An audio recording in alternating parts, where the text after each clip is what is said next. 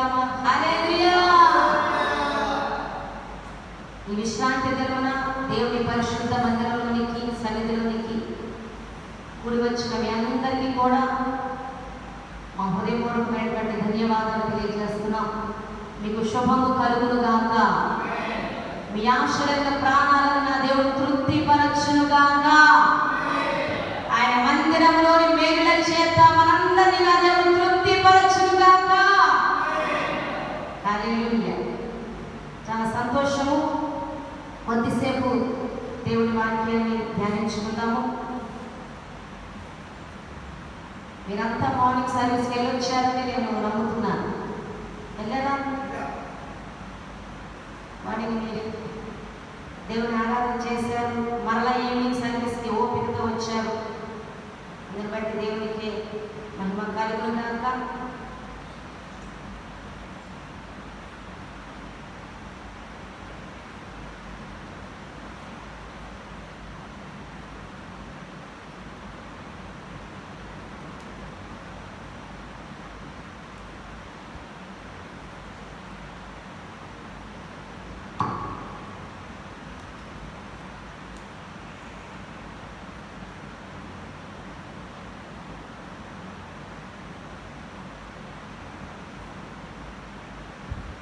వారానికి వచ్చి నేను ఒక గొప్ప సాక్ష్యాన్ని వింటూ ఉన్నాను.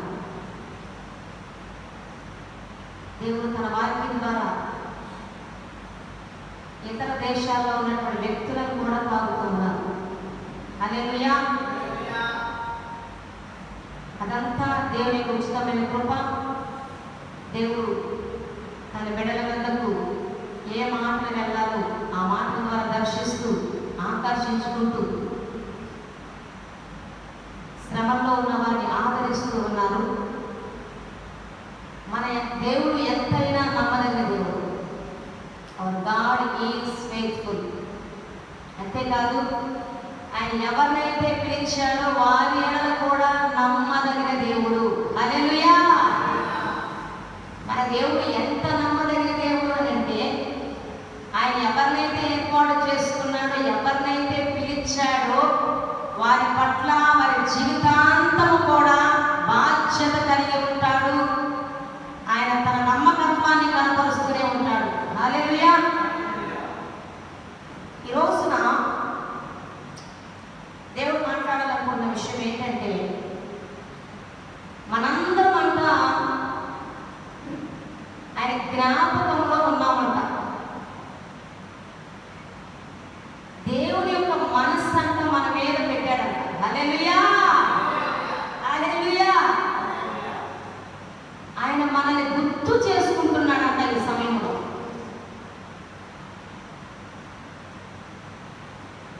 అయితే దేవుడు ఎవరిని గుర్తు చేసుకుంటాడు? ఎటువంటి పరిస్థితుల్లో ఉన్నటువంటి వారిని జ్ఞాపకం చేసుకుంటాడు? సంతోషంగా సంబరాలు చేసుకున్న వారిని ఆయన గుర్తు చేసుకోవాల్సిన అవసరం ఉంటుందా? చెప్పండి. ఆయన ఎవరిని తలంచుకుంటా ఉంటాడు? ఎవరిని జ్ఞాపకం చేసుకుంటూ ఉంటాడు? ఎవరిని గుర్తు చేసుకుంటుంటాడు? ఆయన మనసు ఎవరి మీద నిలిపి ఉంచుతాడు అని అంటే, మనం సరాసరి దేవుని వాక్యంలోకి వెళ్ళిపోవడమే. కీర్తనల గ్రంథము 40వ అధ్యాయం మనం చూసినట్లయితే, కీర్తనల గ్రంథము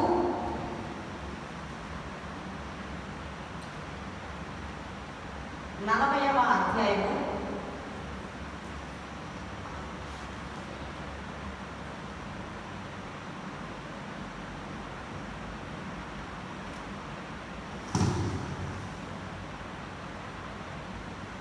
17వ వచనాన్ని చదువుకుందాం. ఒకసారి చదువుతారా?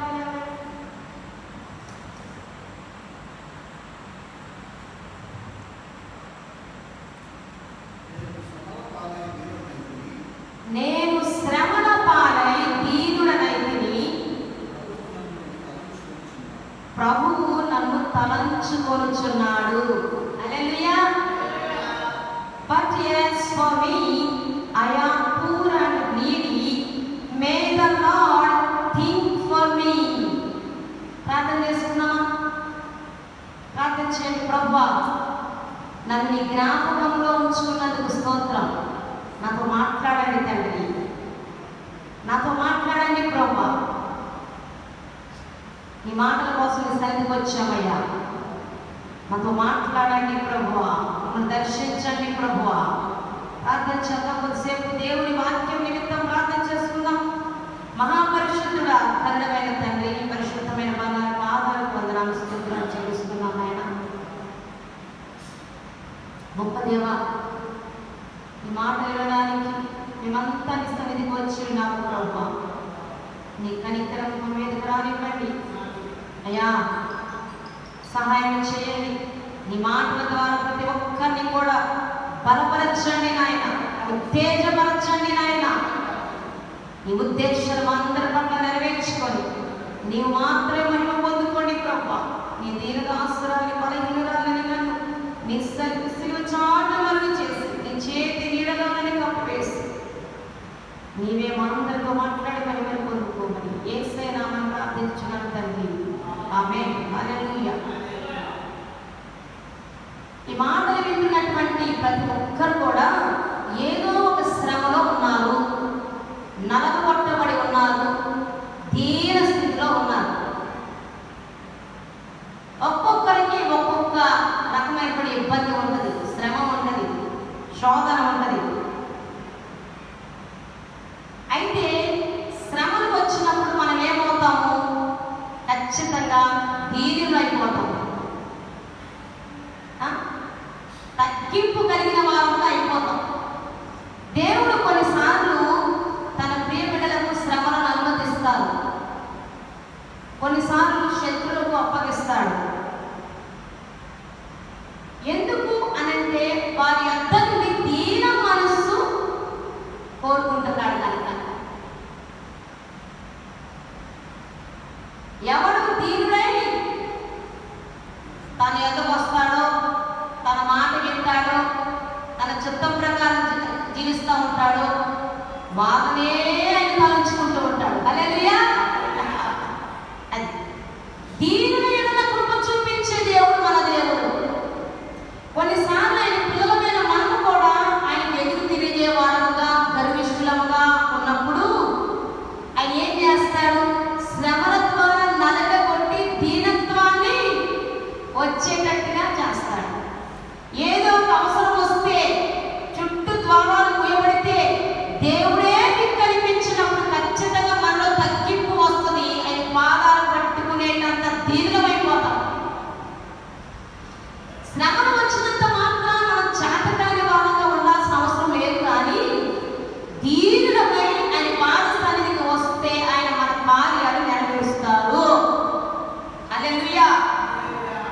అందుకని ఇక్కడ దేవుడు అంటున్నాడు, దావీదు మాట్లాడుతున్నాడు, నేను శ్రమల పాలై దీనుడనైతిని, ఈ సమయంలో ఆయన నేను తలంచుకుంటున్నాడు.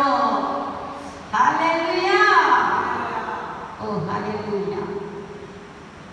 దేవుడి రోజు మనతో మాట్లాడుతున్నమాట, మనం కలిగి ఉన్న అవసరాలను బట్టి, మనం వెళ్తున్న శ్రమల మార్గాలను బట్టి దేవునికి ప్రార్థన చేస్తూ ఉంటాం. ఈరోజు శుభవార్త, మీరు కలిగి ఉన్న వేదనను బట్టి, శ్రమలను బట్టి, అక్కర్లను బట్టి దేవుడికి ప్రార్థన చేస్తూ ఉన్నారు కదా. దేవుడి రోజు మీతో మాట్లాడుతున్నాడు, I have heard your prayers, నేను మీ ప్రార్థన విని ఉన్నాను. హల్లెలూయా. అంతేకాదు, కొన్ని శ్రమలు మన కన్నీటితో ప్రార్థన చేసేటట్టుగా నడిపిస్తాయి. కన్నీటితో ప్రార్థన చేయడం అంటే దానికి ఒక పదం ఉంది బైబిల్లో, మొరపెట్టుట. మొరపెట్టుట అనే పదం ఇంగ్లీష్లో ఏంటంటే క్రై, క్రైమ్. ఇంకా చెప్పాలంటే క్రైమ్ అనేది మనకు అర్థం అవుతుంది, ఏడవడం, కన్నీటితో ప్రార్థించడం. ఇంకా చెప్పాలి అని అంటే మొరపెట్టుట అంటే మూలుగుతో ప్రార్థన చేయడం. హల్లెలూయా. కొన్నిసార్లు ప్రార్థన చేస్తుంటే మనకు అలుగు కానిటువంటి పరిస్థితులు ఉన్నప్పుడు ఏం చేస్తా ఉంటాము? మోగపోయిన స్వరంతో మూలుగుతూ ప్రార్థన చేస్తాం. అలా మూలుగుతూ ప్రార్థన చేయించే వ్యక్తి ఒకరున్నారు, పరిశుద్ధాత్మ దేవుడు. ఉచ్చరింప శక్యము గాని మూలుగుతో ఆయన మన గురించి విజ్ఞాపన చేస్తూ ఉంటాడు.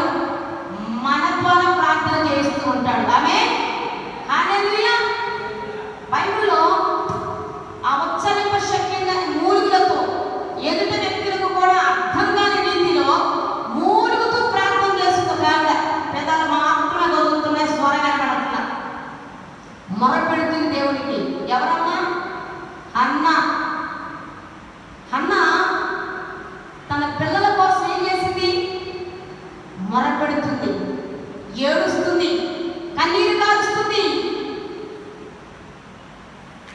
ఆమె హృదయవాంఛ తీర్చమని దేవుని పాదాలు పట్టుకుంది. అయితే దైవ సేవకుడికి కూడా అర్థం కాలేదు ఈమె మూలుగు. దేవుడికి అర్థమయ్యింది. దేవుడు ఏలీకి ఆమె సత్యం చెప్పిన తర్వాత దేవుడు తన నోటు గుండా పలికించిన మాట అదే. అక్కడ పూర్తిగా రాయబడలేదు, కానీ దేవుడు స్పష్టంగా మాట్లాడిన మాట ఏంటి కదా, నువ్వు ఏడ్చింది చాలు బిడ్డ, నీ ప్రార్థన నాకు వినపడింది, నీ ప్రార్థన నేను విన్నాను, నీ కన్నీటి నేను చూశాను. వచ్చే ఈ రోజు కల్లా, వచ్చే ఏడాదికి నిర్ణయకాలంలో నీకు కుమారుడు కొడతాడు పో. ఆ మాట చెప్పిన తర్వాత ఇంటికి వెళ్ళిపోయి ఉపవాసం ఉండలేదంట, ఏడవలేదంట, భోజనం చేస్తూ సమాధానంగా సంతోషంగా ఉన్నదంట. దైవజనుల ద్వారా దేవుడు చెప్పిన మాట సరిగ్గా నెరవేర్చబడిపోయింది.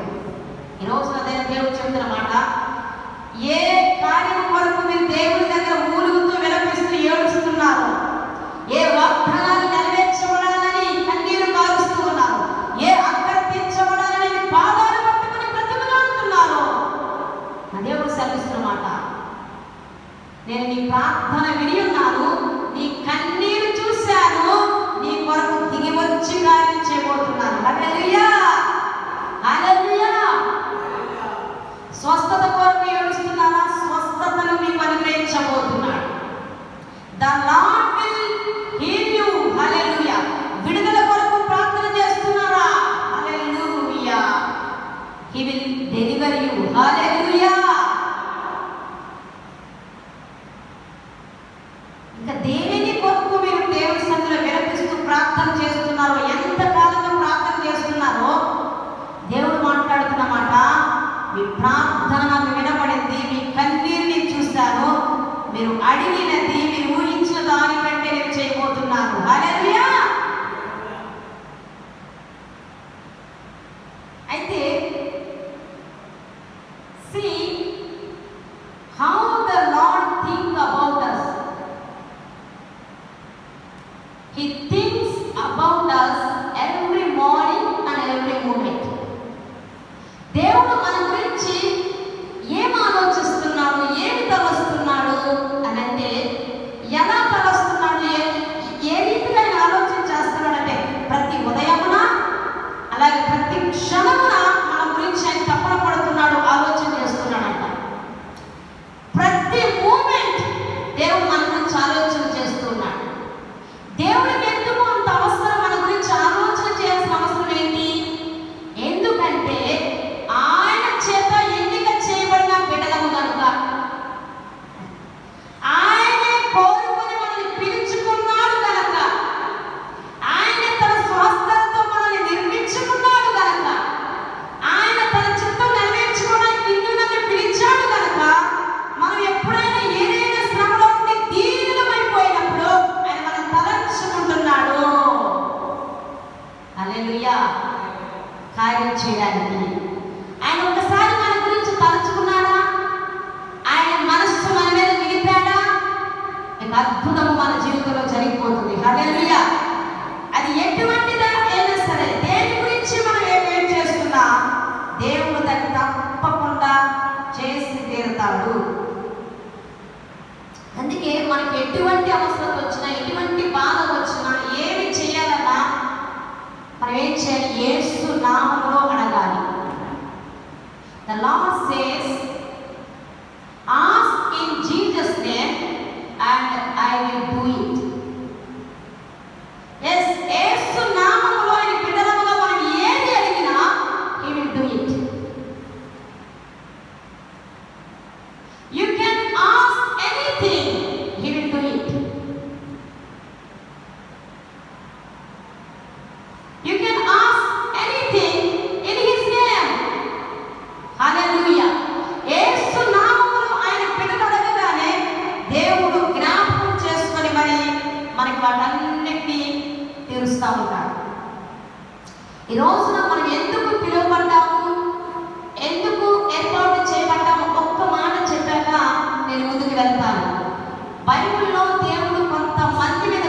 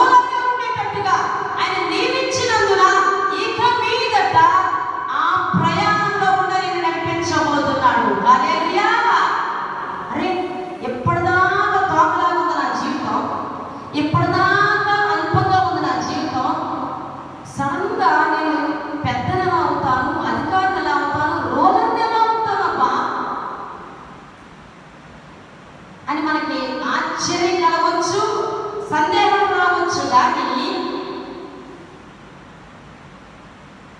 ఆయన సమస్తము సాధ్యపరచగలిగినటువంటి దేవుడు. దేవుడు కనుకనే ఇలాంటి కార్యాలు చేస్తాడు. హల్లెలూయా. ఆయన మనకు దేవుడే ఉన్నాడు కనుక ఆయన ఏమైతే చెప్పాడో, ఏదైతే మన కొరకు ఆశలు కలిగి ఉన్నాడో, ఉద్దేశం కలిగి ఉన్నాడో అది నెరవేర్చడానికి ఆయన సమర్థుడు అని ఈ రోజున గుర్తు చేసుకోవాలి. ఒక్కటే, God is waiting for you. God is waiting for you. Come to Jesus.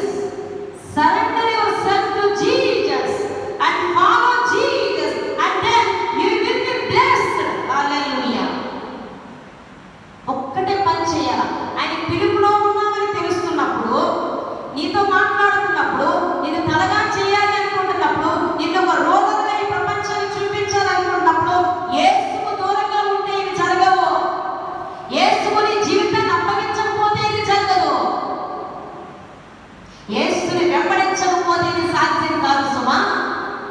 యేసు వద్దకు రావాలి, నీ జీవితాన్ని దేవునికి సమర్పించుకోవాలి, ఆయన్ని వెంబడించాలి. అప్పుడు ఇదిగో నిన్ను తలగా నేను చేస్తానన్న ఈ దేవుని ఉద్దేశం నీ పట్ల అక్షరాల నెరవేర్చబడుతుంది. అది వయసుతో సంబంధం లేదు. అది ఈ మాటలని చివరికి వినబడుతూ ఉండగా only believe in Jesus. Hallelujah. Do you believe in Jesus? You can do anything successful అని చెప్తున్నాడు దేవుడు. నువ్వు యేసునందు విశ్వాసం ఉంచి దేవునికి నీ జీవితాన్ని అప్పగించావా, నువ్వు తలగా చేసి దేవుడు చూపించేస్తాడు. హల్లెలూయా. ఎందుకో తెలుసా? My Jesus is bigger than anyone. My Jesus is bigger than anybody. My Jesus is bigger than anything. Hallelujah. Jesus is the greatest treasure. He has all treasures in him. Hallelujah. ఆయన సమస్తము ఇనుమడింపబడి ఉన్నాయి. ఇప్పుడు దాకా నీ తలంపులు ఒకలాగా ఉన్నాయేమో. His thoughts are bigger than your thoughts. His plans are bigger than your plans. నీ తలంపుల కంటే దేవుని తలంపులు ఉన్నతమైనవి. నీ ప్రణాళికల కంటే దేవుని ప్రణాళికలు అత్యున్నతమైనవి అని దేవుడు మాట్లాడుతున్నాడు ఈ రోజున. Hallelujah. You must maintain your spiritual hungry. నీ స్పిరిచువాలిటీని నువ్వు కాపాడుకోగలిగితే, నువ్వు చక్కగా దేవుని చిత్త ప్రకారం మెయింటైన్ చేయగలిగితే, దేవుడు నీ జీవితంలో ఏదైనా చేయడానికి సిద్ధంగా ఉన్నాడు. Hallelujah. When you understand and the ways of God, then you will see the works of God. నువ్వు దేవుని అర్థం చేసుకుని ఆయన మార్గాల్లో కూడా నడుస్తూ ఉన్నప్పుడు నువ్వు ఖచ్చితంగా ఆయన యొక్క క్రియలను, ఆయన యొక్క కార్యాలను నీ కనులారా చూస్తావు, ఆయన్ని మహిమపరుస్తావు. హల్లెలూయా. అందుకే దేవుని చేత పిలువబడి ఆయన వెంబడిస్తున్న వాళ్ళు ప్రస్తుతంలో మనము జీవించకూడదు, బ్రతకకూడదు. I am not living in the present. ప్రస్తుతపు స్థితి మీద నేను ఆధారపడను. పరిశుద్ధాత్మని కలిగి ఉన్నవారు, ఆత్మ ద్వారా నడిపించబడుతున్నవారు ప్రస్తుతపు స్థితితో పని లేదు, ప్రస్తుతపు స్థితిలో బ్రతకకూడదు. దేవుడు రానున్న కాలంలో ఏమవుతామని చెప్పాడో దాని వరకు ఆశ కలిగి ఊహిస్తూ బ్రతకాలి. హల్లెలూయా. Somebody's life is changed today. Hallelujah. Hallelujah. ఈ మాటలు వింటున్నటువంటి వారి జీవితాలను దేవుడు మార్చివేయబోతున్నాడు ఈ రోజున. పురామ శకల బాలకందర. ఏ దేని వ్యక్తి ఇక్కడికి వచ్చామో తెలియదు, కానీ దేవుడు నిన్ను ఒక తలగా చేయడానికి నిన్ను నియమించుకున్నాడు, నిన్ను ఏర్పాటు చేసుకున్నాడు. రండి దేవుడి వాక్యంలోనికి కొంచెం ముందుగా వెళ్దాం. దేవుడు శ్రమల పాలై దీనుడిగా ఉన్నటువంటి వారిని దృష్టిస్తున్నాడు, తలంచుకుంటున్నాడు, వారి మీద ఆయన మనస్సు పెట్టాడు, వారిని జ్ఞాపకం చేసుకుంటున్నాడంట.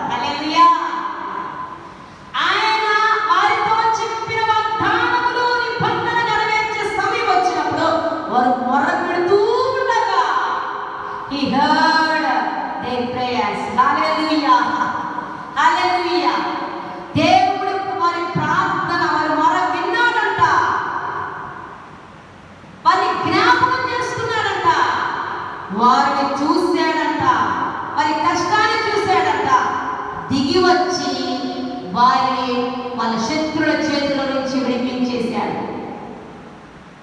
నిర్గమకాండము 2వ అధ్యాయం 23, 24 వచనాలు చదువుదాం.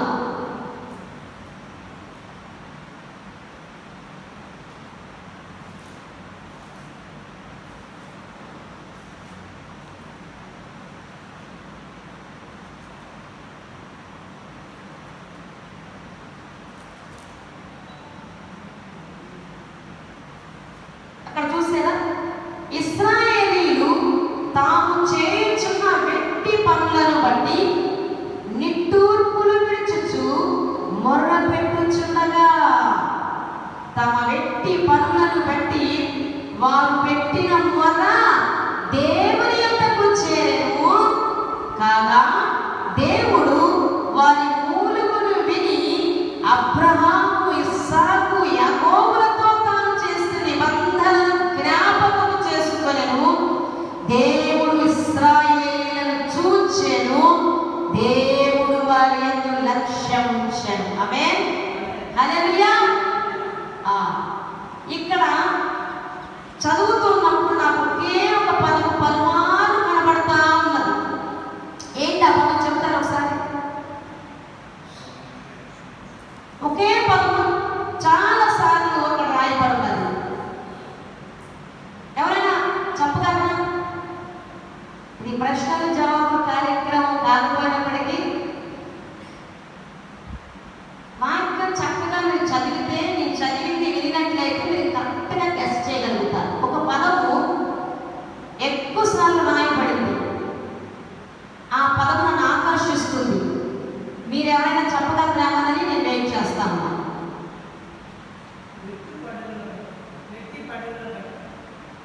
ఆ వ్యక్తి పనులు అనేది ఎక్కువ సార్లు ఆ పదం ఉందా? ఏ పదము, ఏ వర్డ్ ఎక్కువ సార్లు రిపీట్ చేసి రాయడం జరిగింది? నేను చెప్పనా? దేవుడు అన్న పదం. ఇశ్రాయేలీయులు తాము చేయుచున్న వెట్టి పనులను బట్టి నిట్టూర్పులు విడుచుచు మొర్ర పెట్టుచుండగా, తమ వెట్టి పనులను బట్టి వారు పెట్టిన మొర్ర దేవుని యొద్దకు చేరెను. కాగా దేవుడు వారి మూలుగుని విని అబ్రహాము, ఇస్సాకు, యాకోబులతో తాను చేసిన నిబంధన జ్ఞాపకం చేసుకుని దేవుడు ఇశ్రాయేలును చూచెను, దేవుడు వారి యందు లక్ష్యం ఉంచెను. దేవుడు దేవుడు దేవుడు ఏ మనుషులు లక్ష్యం ఉంచదు అక్కడ. నేను అది చెప్పడానికి ఇష్టపడుతున్నా. ఏ మనుషులు ఈ సొసైటీలో, ఈ లోకంలో గొప్ప వ్యక్తులు దృష్టి పెట్టలేదు ఆనాడు ఇశ్రాయేలు మీద. అధికారులు అనబడుతున్న వాళ్ళని చోరీ చేస్తున్నారు, చెప్పాలంటే అణిచివేస్తున్నారు, వాళ్ళ కష్టాన్ని దొంగిలిస్తున్నారు. వాళ్ళు నిట్టూర్పులు విడిచేటంతగా వాళ్ళు కష్టపెడుతూ ఉన్నారు. ఆ సమయంలో వాళ్ళు పెడుతున్న మొర్ర దేవుడి యొద్దకు చేరింది. దేవుడు వారి మొర్ర విన్నాడు, వారి కష్టాన్ని చూచాడు, వారి కన్నీటిని చూశాడు, వారి యందు లక్ష్యం ఉంచాడంట. ఇప్పుడు ఒక వ్యక్తి మరొక వ్యక్తి మీద లక్ష్యం ఉంచినప్పుడు ఏదైనా చేయగలుగుతాడు ఇష్టంగా. అట్లాంటిది దేవుడే ఒక వ్యక్తి మీద, కొంతమంది ప్రజల మీద లక్ష్యం ఉంచినప్పుడు ఆయన అసాధ్యాన్ని సాధ్యపరిచే దేవుడు కనుక, సమర్థుడు కనుక, వారి ఉన్నటువంటి ఆ ఊరిలో నుంచి దేవుడు విడిపించేశాడు. ఇక్కడ రెండే రెండు పదాలు. వారు కష్టపడటం దేవుడు చూశాడు, వాళ్ళ శ్రమలను దేవుడు చూచాడు. ఇంకా ఇదే నిర్గమకాండము 3వ అధ్యాయం 7, 8, 9 వచనాల్లో దేవుడు వారి కొరకు దిగి వచ్చాడంట. మోషేతో అంటున్నాడు, మోషే ఇశ్రాయేలు ఐగుప్తుల చేత కష్టపెట్టబడటము నేను చూశానయ్యా. వారి మూలుగు నేను విన్నాను, వారి ప్రార్థన నేను విన్నాను, వాళ్ళ కన్నీరు నేను చూశాను. వారిని కష్టపెడుతున్న వారిని కూడా నేను చూశాను. అందుకే వారిని కష్టపెడుతున్నటువంటి వారి చేతిలో నుంచి నా ప్రజలను విడిపించడానికి నేను దిగి వచ్చి ఉన్నాను. నిర్గమ 3, 7వ వచనంలో ఈ చక్కని పదం రాయబడుతుంది 7-9 వరకు ఉన్న వచనాలను. దేవుడే దిగి వచ్చాడు ఇశ్రాయేలులను విడిపించడానికి. అందుకే ఈ మాట వింటున్న నా ప్రియ దేవుని బిడ్డలారా, దేవుడే మీ కొరకు దిగి వచ్చి మీరు అనుభవించుతున్న కష్టాలలో నుండి, మిమ్మల్ని కష్టపెట్టుచున్న వారి మధ్యలో నుండి దేవుడు మిమ్మల్ని విడిపించబోతున్నాడు. He will deliver you. Hallelujah. Hallelujah. He is deliverer. Hallelujah. దేవుడు విడిపించేటువంటి వాడు, సాతానును ఇరికించేవాడు, దేవుడు విడిపించేవాడు. ఏ కష్టంలోనైనా ఏ బాధలోనైనా మనుషులు ఏం చేస్తారు, లేదా శత్రువు ఏం చేస్తాడు, ఇరికించేస్తాడు. అప్పులో ఇరికించేస్తాడు, సినిమాలు చూసేటట్టుగా ఇరికించేస్తాడు, వేరే వేరే అసభ్యకరమైనటువంటి పాపములు చేయడానికి ఇరికించేస్తాడు, వ్యభిచారంలో ఇరికించేస్తాడు, దొంగతనాల్లో ఇరికించేస్తాడు, పాపం చేయించేటప్పుడు హాయిగా ఉన్నదని ప్రేరేపిస్తాడు.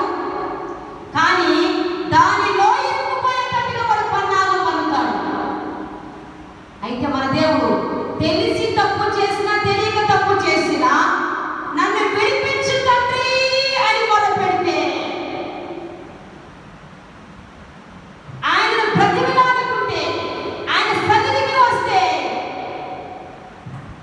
ఎంత పెద్ద పాపం చేశావు అని ప్రశ్నించక నీ మొర విని నిన్ను ఖచ్చితంగా నీవు ఉన్నటువంటి స్థితిలో నుంచి విడిపిస్తాడు.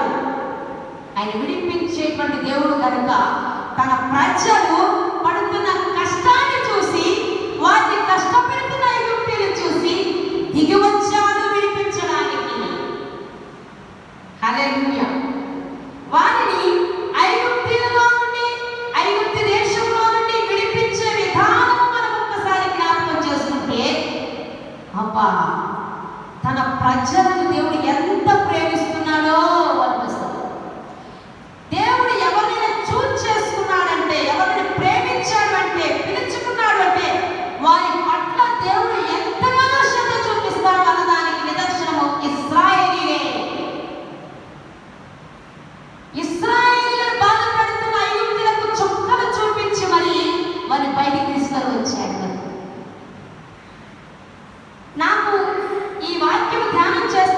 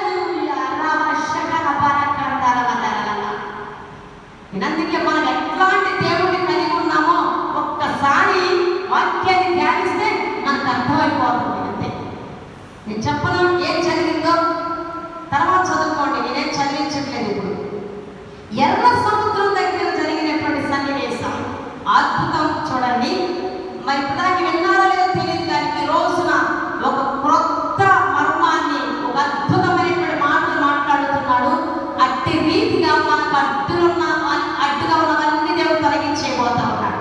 ఆమేన్. హల్లెలూయా చెప్తారు ఒకసారి. హల్లెలూయా. వినండి. ఎర్ర సముద్రం దగ్గర రాగానే సముద్రం ఎదురైంది కదా, అడ్డొచ్చింది కదా. వారు కనానుకు వెళ్ళాలని బయలుదేరితే దేవుడే వాగ్దానం చేసి తీసుకొని వచ్చాడు. తీసుకొని వస్తే మధ్యలో ఎర్ర సముద్రం అడ్డొచ్చింది. పైగా ఐగుప్తులు వెనక నుంచి తరుగుతా ఉన్నారు. విడిపించిన వారిని ఇంకా తరుగుతున్నారు వాళ్ళు. ఏం జరిగిందో తెలుసా? ఐగుప్తులు కూడా అక్కడ దాకా రానిచ్చాడు దేవుడు. ఐగుప్తుల నుంచి విడిపించిన తర్వాత దేవుడు వారికి పగలు మేఘ స్తంభంగా, రాత్రి అగ్ని స్తంభంగా ఉంటూ తోడుని నడుస్తూ ఉన్నాడు కదా. ఎర్ర సముద్రం దగ్గరికి రాగానే సడన్ గా వారికి ముందుగా నడిచిన దేవుని దూత, వారికి ముందుగా నడిచిన మేఘ స్తంభము ఒక్కసారిగా వారి వెనకకు వచ్చేసింది.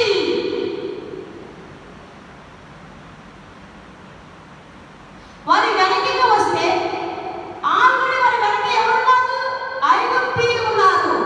అంటే ఇప్పుడు చూడండి, ఇశ్రాయేలు వెనక మేఘ స్తంభము, దేవుని దూత లేదా దేవుడే వచ్చున్నాడు. ఇప్పుడు చెప్పండి, ఎవరి ముందు దేవుని దూత లేదా మేఘ స్తంభము నిలిచి ఉన్నది? చెప్పండి. ప్రశ్నలు వస్తుందేమన్నారు. ఫరో సైన్యానికి ముందు దేవుని దూత వచ్చి నిలబడటం జరిగింది.